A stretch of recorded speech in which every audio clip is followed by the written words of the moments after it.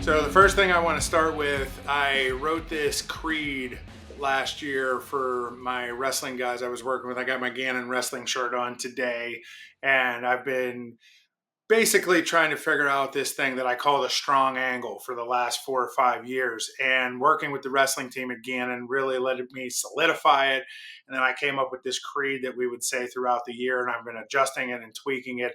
So I want to start by, saying this and rehearsing it, and I'm going to make it a part of this when I do this because I just think it's powerful, and I think you will too. So the strong angle creed, walking the walk. So it says, I am grateful for my God-given gifts and that I get to do the things that I love. I am thankful for my competitors and my chances to compete. On this awesome adventure, I walk the walk. I'm a savage competitor, a gritty gamer. I'm here to prove I'm not just a talker. I walk the walk. All I do is get ready. I am dialed in.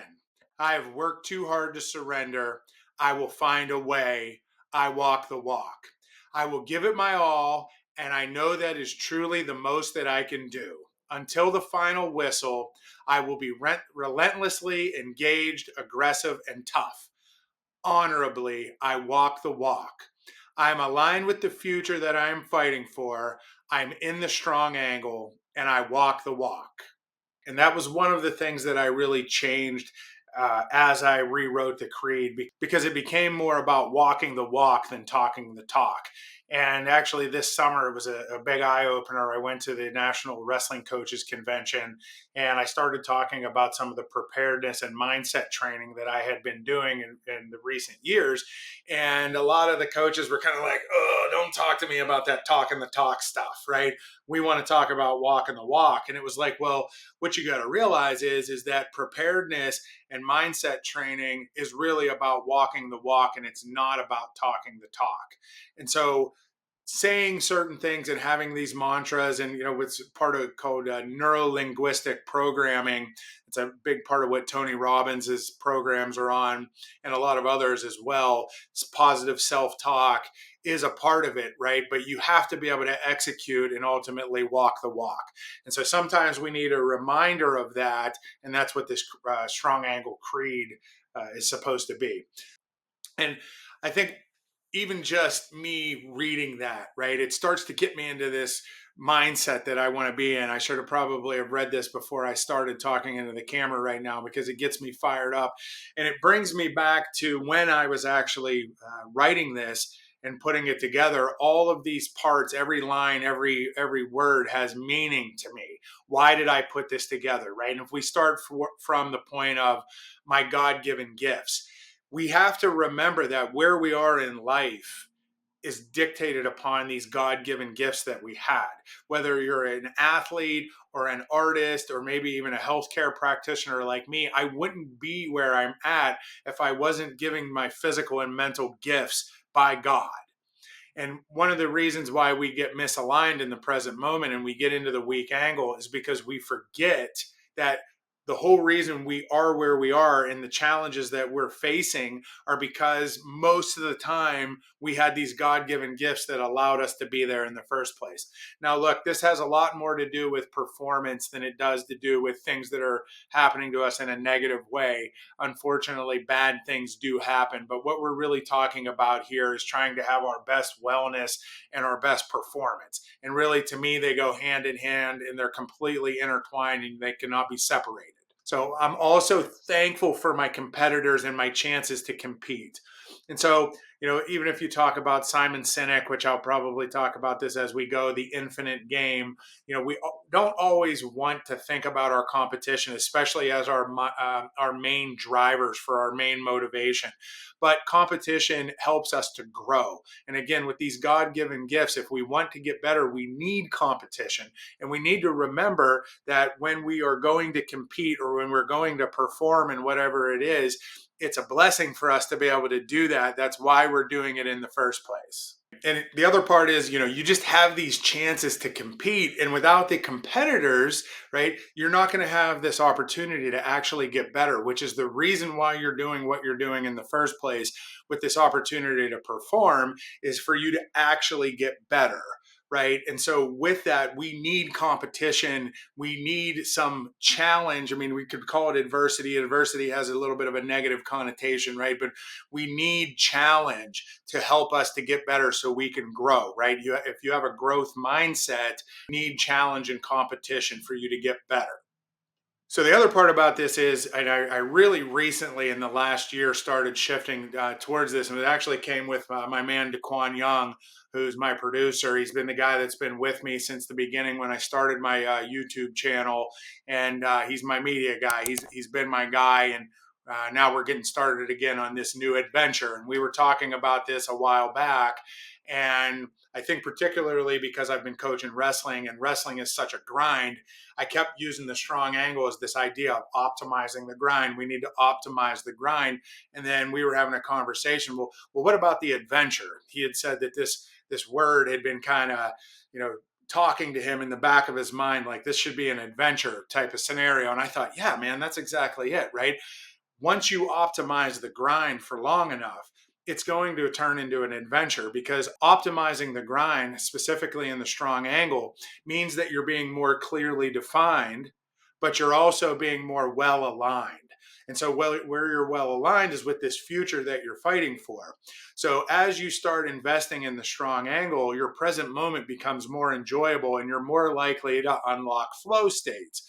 Well, as you're more likely to unlock flow states, everything keeps getting more and more enjoyable, and you're more likely to redouble your efforts just to taste that joy again. So, as we continue to optimize the grind, things start to turn into an adventure. And that's really what we want. We don't want to just grind for grind's sakes. And specifically in sports like wrestling, it can just be a complete grind. And sometimes it becomes like, well, who can just endure the grind, right? But we know that the best performers, they're the ones that really love what they do.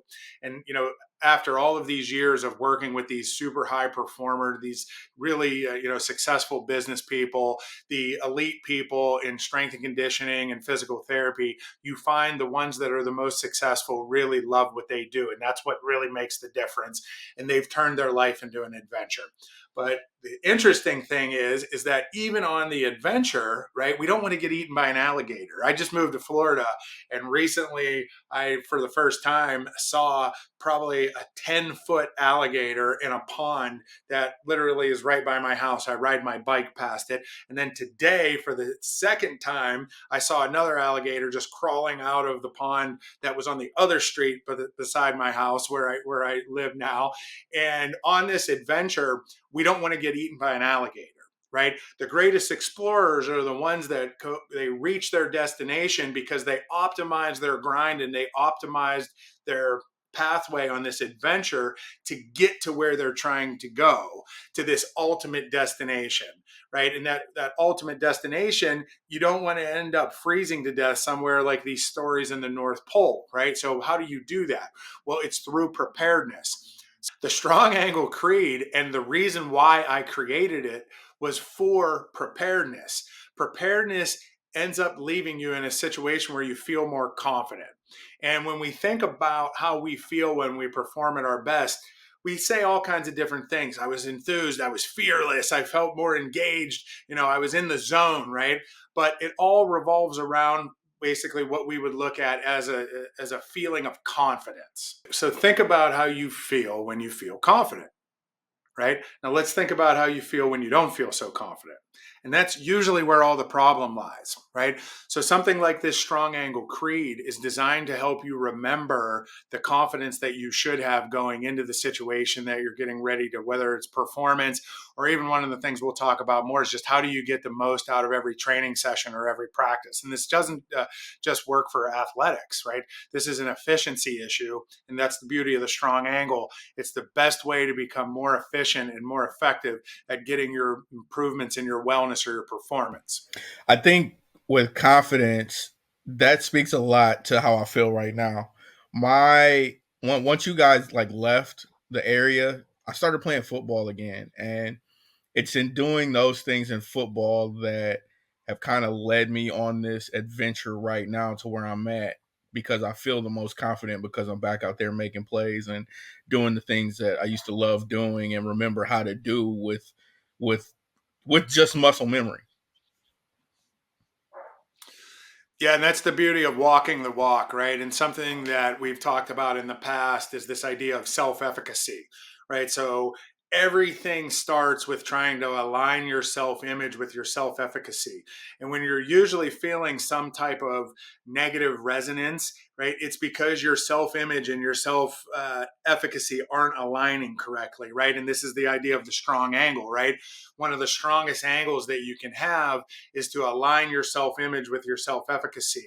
And the challenge is that we don't realize that everything that we are doing in our daily life, every action, every thought, every decision is basically determining unconsciously or sometimes consciously as well of our self-image and our self-efficacy.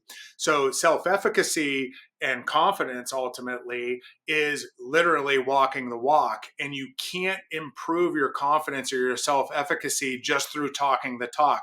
It helps a little bit, but it's not real, because when you finally actually get tested, when it's time to perform or when you're facing a real challenge, right, it makes it so your talk doesn't carry you through. And that's why you have to practice walking the walk. And there's actually all kinds of research that shows that just being willing to walk the walk actually improves your self efficacy, because you want to be the type of person that is walking the walk and not just talking the talk, which is the fascinating part of it. Is almost all you have to do is be willing to show up and put in some effort, and that improves your self efficacy, because now I am that type of person that was willing to do that, right?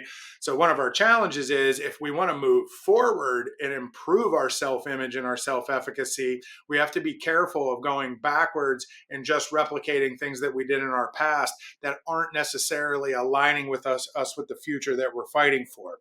And this is one of the biggest, most powerful things about the strong angle, because in any moment you can ask yourself, am I really in the strong angle or am I in the weak angle? And that's ultimately how I figured it out. And uh, I remember I was basically in an argument with somebody about this. This was like actually the second or third aha moment that I had about this. And we're going back and forth, and I'm jumping back and forth from jumping mechanics and throwing mechanics and the strategy and the philosophy. And I get kind of frustrated, and I'm like, listen, you want to be in the strong angle or the weak angle? Which one is it? And it was like, boom, there it is, right? That's the question.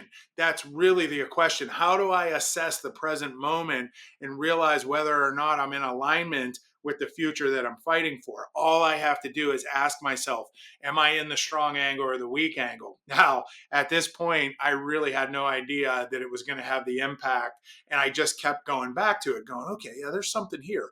Oh, yeah, there it is. And I see it again. Oh, this has a lot to do with alignment. Oh, but we're missing this little part. And oh, they're promoting the weak angle and they don't realize it. And again, dialing back to being careful on, it's called path dependency. So your path is what you've been dependent on to get to where you are now. However, part of that path has also been an anchor dragging behind you, making your basically your process more inefficient. And it's like, well, why is that, right?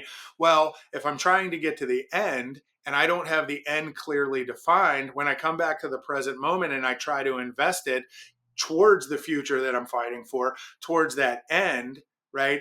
I'm going to end up misinvesting this and investing it poorly a lot of times, or investing it in the weak angle, because I don't have this end clearly defined. And a lot of times this end is actually mastery and leadership. So anytime that we start engaging in wellness and performance activities, and I'm going to use those as kind of this umbrella idea of improving ourselves, right? We're trying to improve our wellness or our well-being, and we're trying to improve our performance, our achievement, and our ability to achieve our self-efficacy, right? And also our success, which success and achievement aren't exactly the same thing. And we'll talk about that as well, right?